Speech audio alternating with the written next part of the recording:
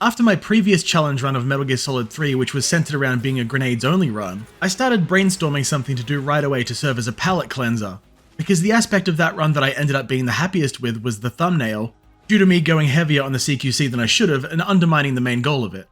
I've done a spider camo only run already, so I wanted to come up with something else for another more fulfilling challenge run, but in the same style as the grenades only video. Problem is, a whole lot of different runs have been done for this game, although it's been mostly skill-based like Tuxedo only or Foxhound rank runs. I wanted something that was a bit silly but still provided a challenge. Channeling my limitless understanding of internet memes with the intense hatred for vegans that I've developed due to the insufferable militant individual that I've had the most dealings with, I ended up coming up with, can you beat Metal Gear Solid 3 as a vegan? I begin the game by choosing European Extreme difficulty to best reflect the fragility of my malnourished frame, and get through the beginning areas without touching a single living thing, where I headshot both of the two guards and then bury the third one's head in the dirt. While I'm of course not allowed to murder any animals, it's completely okay for me to kill humans, because if I redefine the word murder, then it's okay. So while I can't shoot down the hornet's nest, it's completely fair game to just take down the guards here as you would normally, which I wasn't used to doing, so having to lie down on the bridge and hide behind a tree to deal with the guards hurt my brain really bad for a moment, but I eventually got through despite this little hiccup. There are 3 guards overlooking the entrance that go down to a trank round each, as well as 2 more that are closer to my destination, but I ignore the one way in the back of the area since he's so far away that he's got no chance of spotting me, and get to the cure menu tutorial. As always, broken bones are healed with ethically sourced 100% pure cotton bandages, with 1 imitation wood splint, and the 4 cuts are treated also using bandages, as well as cruelty-free locally sourced disinfectant, synthetic laboratory-grown sutures, and I don't know what the hell a styptic is, but for my sake I hope it's not made out of ground up rhinoceros tusks. Operation Snake Eater begins, and I start by shooting at one of the nearby mushrooms, which is okay because much like cyclists, they can't feel any pain, and meet the boss, who proceeds to shoot up the drone that I landed here on. This leaves me with my knife and 3 stun grenades, one of which I try to use to disrupt the path of the 2 guards that trigger a caution, but a 3rd guard that I'm not willing to tangle with after dealing with these 2 holds onto my caution in the next area. I patiently wait near the entrance until the caution is lifted, and with the 2 magazines that I cleverly saved from earlier, I whip them out to create the perfect distraction.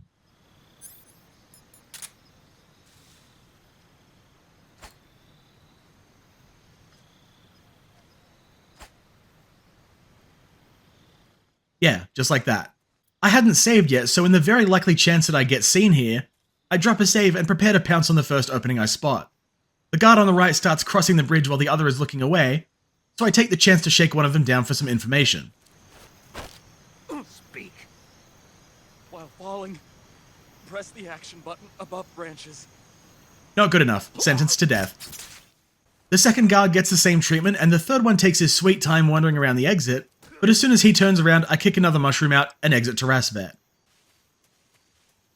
There's a lot of prep work to do here, so I start with the AK-47, which I can empty into the wall for 3 emergency magazines, the mine detector, thermal goggles, and a broken window for an easier shot at the Ocelot unit guy just outside the window soon.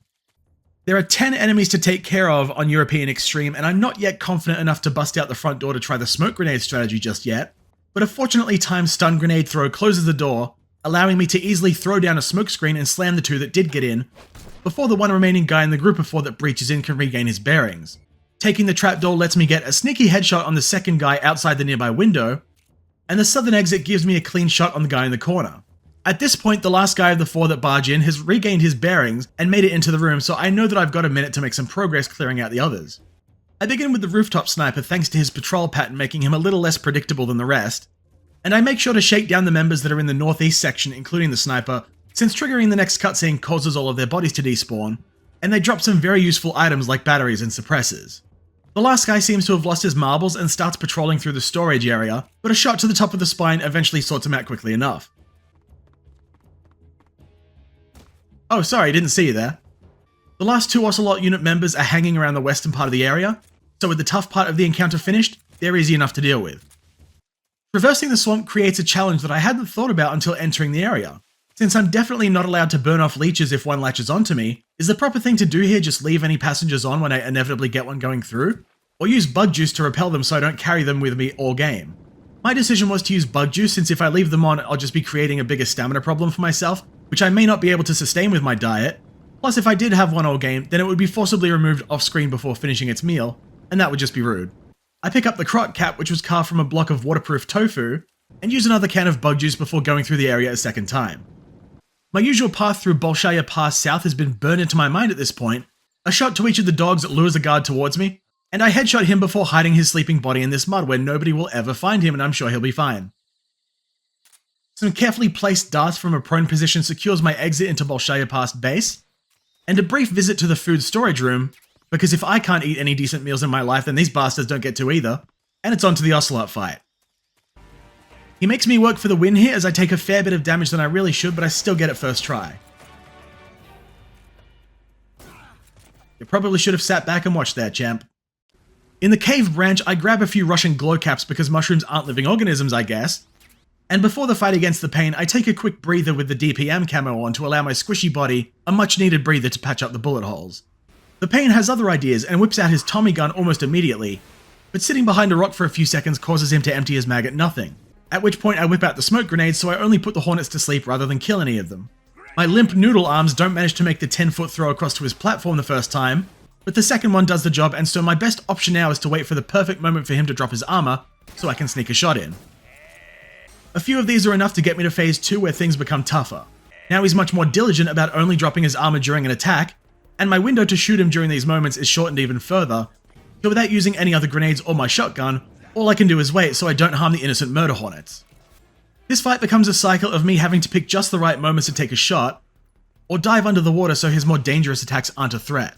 His Tommy gun attack is surprisingly good for this, allowing me to peek out from behind the rock and headshot him, and his invincibility frames don't seem to take effect while he's doing this attack, so I can rack up some good damage on him. I was here for so long that I downed a Russian ration, which I assume is vegan because it tastes awful, and according to Snake, unless he ate the cardboard packaging as well, in which case he's got some trees to apologize to. The fight is over after a mind-numbing, but thanks to some frequent Tommy gun phases, mercifully short 13 minutes. The cutscene was even kind enough to delete that grenade. Sometimes the bats will fly into the Claymore's range and blow themselves up here, but luckily that didn't happen this time, so I'm able to pick them up with some much needed ammo and down my second ration. Get used to it, Snake, it's not going to get any better. The crocodile cap easily gets me through the river, and an uncommon display of decent aim takes care of the guards here. I'm even able to stock up on smoke grenades and some Mark 22 ammo. Ignore that. The guards in the warehouse here can easily be taken care of with some well-placed Mark 22 headshots, alongside the lean mechanic, and while noodles are vegan, Calorie Mates contain eggs, so I picked those up to ensure that I can give them a proper burial later. God, I hate this as I read it out loud. If you eat the same food item 5 times, then on the 6th time its taste and stamina recovery will improve, which you can see here as my Siberian ink caps go from barely noticeable to slight stamina recovery.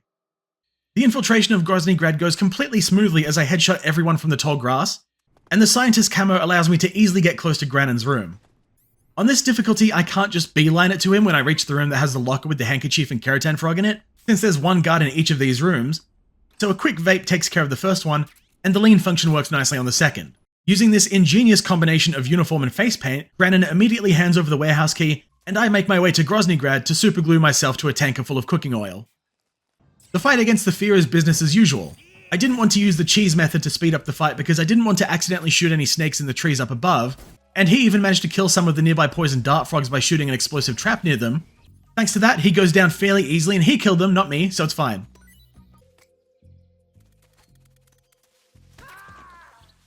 Meant to do that. One guy on the warehouse floor catches a glimpse of me because I forgot to wear my spider camo as I have to do to get through here, so after dropping a safety save, I improvise with a strategy that I've seen used a few times but not tried myself before. If I sit at the top of the stairs in a cardboard box, I can wait for the guard to notice me, then pop out of the box and slam him. Guards knocked out this way are only out for 2 minutes, which I don't expect are enough for me to get through the rest of this area with the same strategy on a second guard, so after euthanizing him, I proceed to lure another one up here. When a guard spots a fallen comrade, their hearing effectively disappears and their cone of vision narrows, making it remarkably safe to run up to them from either side and go for a CQC slam, a hold up, or whatever else you want to do, but the guards here are all executed as my tofu tank reaches half capacity. The guards on the way to the end don't pose much of a problem thanks to the twisting and turning nature of this area, providing many blockages to their line of sight as well as my woodland camo and a few Mark 22 shots, plus some more vaping allowing easy passage. On to the end, and I do want his camo so I can also enjoy the benefits of charging my butthole in the sunlight, so I get that right before the end showcases an impressive disregard for tangibility after I roll into him. Downing some instant noodles before I make my next move, I stand up a bit too soon but manage a very lucky save.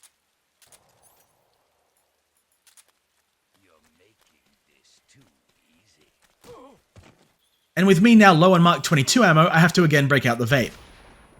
My protein-starved brain makes a brilliant move to evade an approaching Markhor directly into the end sniper rifle, but luckily after a few bottles of vitamin supplements, I'm able to catch up and smack him around.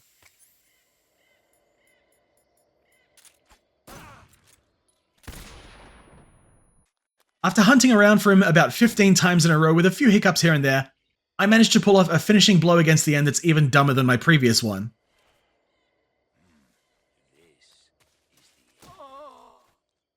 At the top of the mountain, I put on the animal camo, which I've personally been assured is fake fur, to maintain a whopping 90% camo index during most of this mountain ascent, and to make things go by as smoothly as possible, many headshots were used in the clearing of this area. A scorpion stings me while I approach these guards to subdue them, and while I would normally be tempted to kill it with a white phosphorus grenade and throw its charred remains off a cliff, I'm a friend to all living things in this run, except humans, as well as matters with these guards being more pressing, so I let my 8-legged friend off with a warning. Unfortunately, I was a bit too late as he wakes up his buddy, and I even managed to fuck up this easy hold-up in spectacular fashion to take my first alert. Bet you've never seen the handkerchief used in CQC before.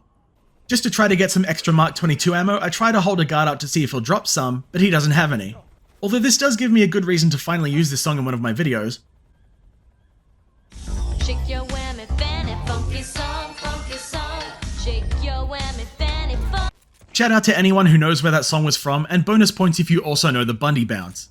Thanks to me detonating the food stores with someone having woken up earlier in the level, I'm put into caution status right as I get into the mountaintop, so I'm forced to watch my step as I continue ascending the mountain.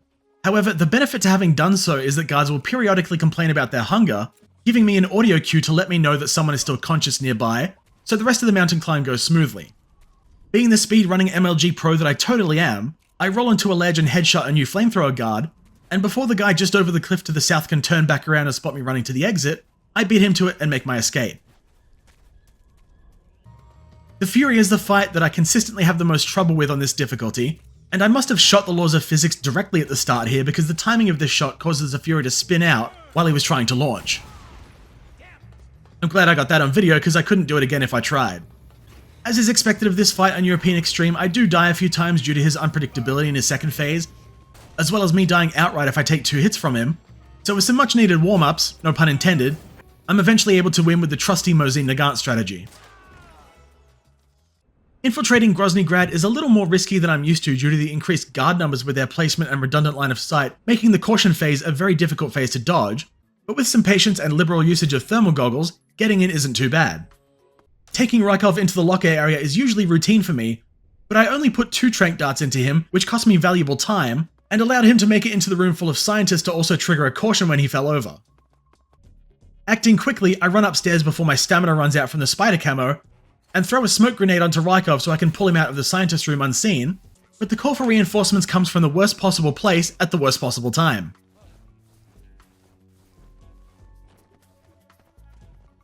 Major! Snap out of it, Major.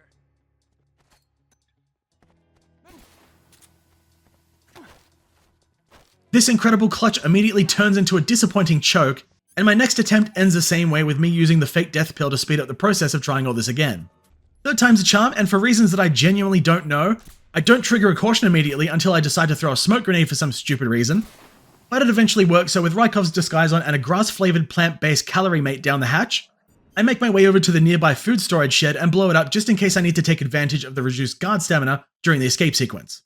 In the jail cell, I forgot that this was supposed to be a vegan run, but much like my bones, the rules of veganism are very flexible. So I instead throw it out to the disgusting bloodmouth outside my cell, so I can get my E6 back. I hope that he can live with himself after eating that many dead animals, and after being called a slur that's actually metal as fuck. After doing the Grozny Grad escape so many times that I've become pretty good at it... I've become pretty good at it, so with a well-thrown smoke grenade, with a puff of cigarette, gas spray, I'm able to get through on my first try and down into the sewers. Now I do actually want the spirit camo here because in addition to removing the sound generated by Snake's footsteps, it also allows you to regain stamina by choking a guard out with a CQC hold. Now that I've gotten my equipment back, Eva proceeds to eat goddamn everything, so with my food supply brought back down to 0, my aim gets worse, which definitely wasn't a massive skill issue on my part. But with a good grenade throw that didn't bounce off a guard this time, I'm able to slip past them and to the back of the truck with box B on to fast travel into the Shaggerhod's hangar. Or at least it would be if I'd learned my lesson from last time I played through this and wasn't in caution, forcing me to wait for the timer to reset before someone shows up to drive me to the hangar. Backtracking a little bit to grab the sneaking suit and maintenance uniforms, I prep my handkerchief and C4 before sweeping through the hangar to plant all the C3 and blow up the slaughterhouse, hangar. The fight against Volgan is usually not too hard, but in spectacular fashion I managed to stumble right before the end and run directly into a lightning bolt. Then on my second attempt, Volgan decides that he's had enough of me littering and straight up shoots me in the stomach with a punch. I can safely say that I've never died to this attack before, and I'm sure you haven't either, dear viewer. Speaking of uncommon attacks, here's another one that I don't see often, and on a whim I tossed a Russian glow cap in hopes of interrupting it, which actually worked. I didn't know you could throw one mid-attack either, since Volgan usually doesn't survive long enough to have time to use it. After that, the bike chase is, well, the bike chase, and I didn't do a good job of stocking up on food items here, so the Russian glow cap will have to do the job. Yes, I forgot that I have the moss camo. This becomes a major issue during the Volgarhod fight because I need to line up a headshot with my sniper rifle if I want to win the fight as quickly as possible, and I'd much prefer to keep the sneaking suit on to reduce the damage that I take, so this is where an item that I've never used in my entire history of playing this game becomes useful. Pentazamine. It has the same effect of the animal's camo, eliminating the shaky aim effect if Snake is below half stamina, although I didn't test how long it lasts for. Finishing this fight fully heals Snake for the second half of the bike chase, and this goes easily with either the sneaking suit or the Cold War camo, with me electing for the former so I can safely blow myself up with the RPG-7, as shown here. Nothing special happens until we get to the next sneaky bit, so skip.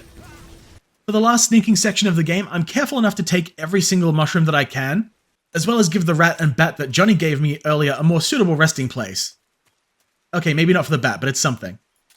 With me downing a ration and Eva gobbling up all of my Siberian ink caps, we're able to make it to the final stealth area of the game. Fortunately for us, Eva's stamina drain seems to slow down here compared to the previous area, so I've got a bit more time to clear a path through the guards, and pick up some much needed mushrooms for the final stretch. Pentazamine comes in handy for the second time, allowing me to keep my aim steady while maintaining my camo index and without gobbling up all of my stamina, so from my elevated position, I'm able to headshot all 5 of the guards, including that sneaky bastard right under the ledge, and then we're off to the boss. She kills me once, but after a final boss fight that only Kojima could pull off, I don her snake camo and put a cigar in my mouth just in time for the final series of cutscenes. So, can you beat Metal Gear Solid 3 as a vegan? Yes, absolutely. It was very surprising to notice just how abundant animals were in comparison to plant life, and I already knew they recovered more stamina than plants did as well, so being as starved as I was during this run was a very fun challenge to overcome, and I recommend that any Metal Gear Solid 3 veteran try this. As an added bonus, you could go without using bug juice at all and keep all the leeches on you throughout the whole game, as there is a unique rank for doing just that. You could also refrain from using animals that others have already killed, such as me using the poison dart frogs against the fear, or even just refuse to pick up any animals at all. These challenge runs bringing me back to Metal Gear Solid 3 are always enjoyable to play through, so if I come up with more like it in the future, you'll see it for sure. So thank you all very much for watching, and goodbye.